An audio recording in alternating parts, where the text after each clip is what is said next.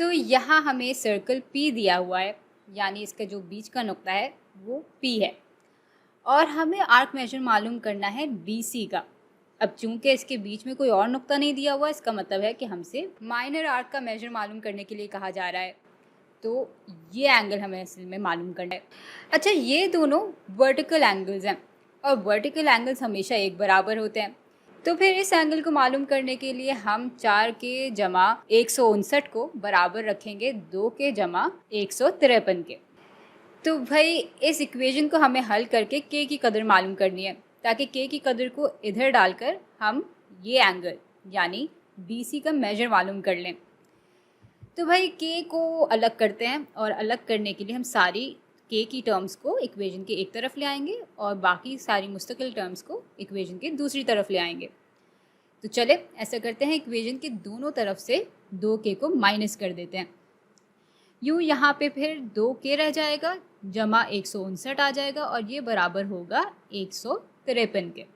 अब ऐसा करते हैं, 159 को इक्वेशन के दोनों हिस्सों से माइनस कर देते हैं। यूँ फिर यहाँ पे सिर्फ 2 के रह जाएगा और यहाँ 153 से जब हम 159 को माइनस करेंगे तो हमारे पास पीछे रह जाएगा -6। और अब के को बिल्कुल ही अलग करने के लिए हम इक्वेशन के दोनों हिस्सों को 2 से तकसीम कर देंगे। यूँ के बराबर आ जाएगा -3 के। चलें अब यहाँ -3 डालते हैं तो ये हो जाएगा, यानी BC का मेजर बराबर आ जाएगा 4 ज़रब -3 जमा 159 के। भाई 4 ज़रब -3 बराबर आ जाएगा -12 के।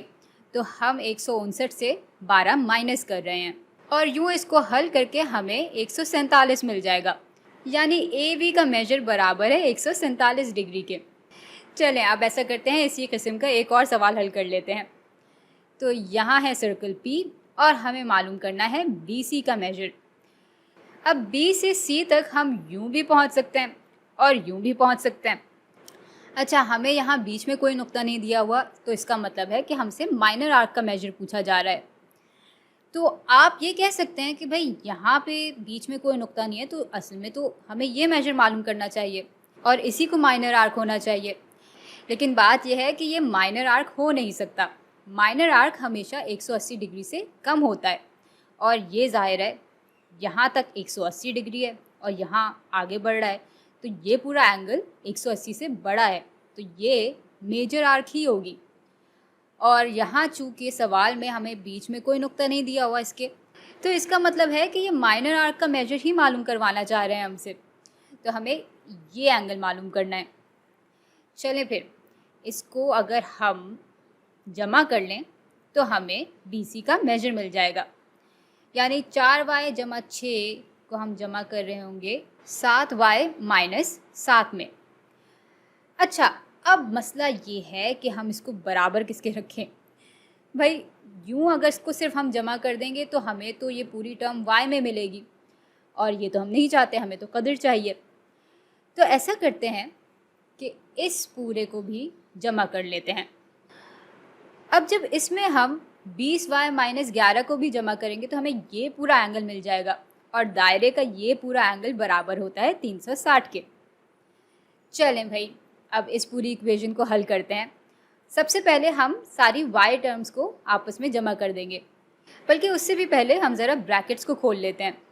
तो 4y जमा 6 यूँ आ जाएगा, यहाँ 7y माइनस 7 आएगा और यहाँ 20y जमा होगा और यहाँ माइनस हो रहा होगा 11 और ये पूरी चीज़ बराबर होगी 360 के। चलें अब y की टर्म्स को आपस में जमा करते हैं। 4 जमा 7 होते हैं 11 और 11 में अगर हम 20 जमा करेंगे तो हमें मिलेगा 31y और 6 माइनस 7 बराबर होते हैं -1 के और -1 से अगर हम 11 माइनस कर दें तो हमें मिलता है -12 और ये पूरी चीज़ बराबर होगी अभी भी 360 डिग्री के। चलें अब ऐसा करते हैं, मुस्तकिल टर्म्स को एक तरफ रखते हैं और y की टर्म्स को इक्वेशन के दूसरी तरफ रखते हैं। तो ऐसा करने के लिए यहाँ पे हम, बल्कि यहाँ पे नहीं, हम इक्वेशन के दोनों हिस्सों में 12 जमा कर देंगे। यूँ ये हट भी जाएगा और इक्वेशन की बराबरी भी कायम रहेगी। तो अब 31y बराबर आ जाएगा 360 जमा 12 यानी 372 के।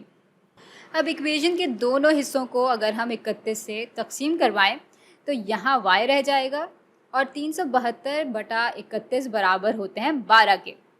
चलें अब यहाँ और यहाँ y की जगह 12 डालते हैं और इसका मेजर मालूम कर लेते हैं।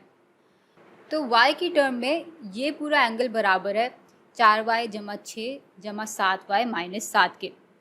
इसको मज़ीद हल करेंगे तो हमें 11y - 1 मिल जाता है।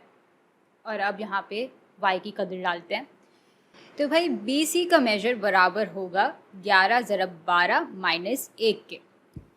ये बराबर आ जाएगा 132 के और इसमें से 1 को माइनस करेंगे तो हमें मिल जाएगा 131 डिग्री। और बस यही हमारा जवाब है।